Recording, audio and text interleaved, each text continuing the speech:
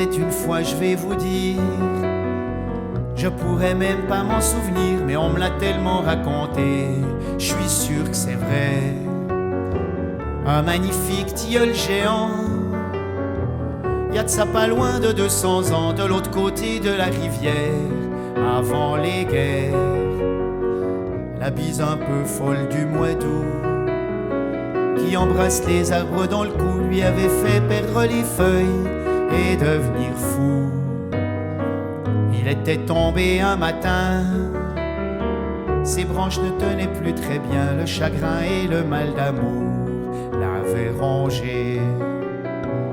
Mais derrière le mur du cimetière, une petite graine cachée dans la terre avait germé un tilleul avec 3 feuilles. Avait année après année, en poussant le mur de côté, grandi tant qu'il a pu. Quand je l'ai connu,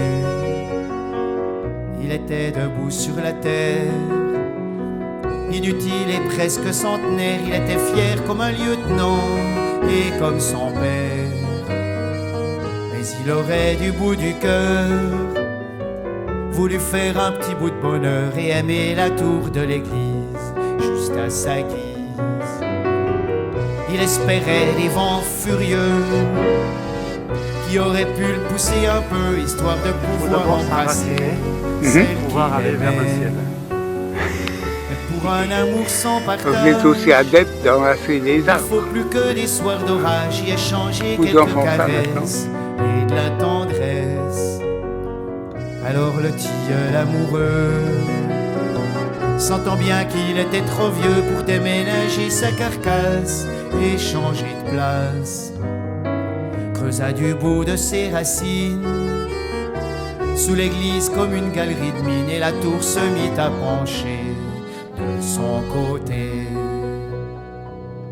Cette histoire qui est authentique n'est pourtant pas un cas unique. Il y a tellement dans les forêts d'arbres penchés qui cassent ou qui se déracinent pour un rocher ou pour une cime, et d'avoir trop voulu aimer, ils sont tombés. Bonnes gens, tous les arbres couchés étaient amoureux, ça c'est vrai. Les autres abattus sans pardon par les bûcherons seront bois d'armoire ou bois de cajot. Jamais Juliette ou Roméo, il faut toujours être amoureux, ça rend joyeux.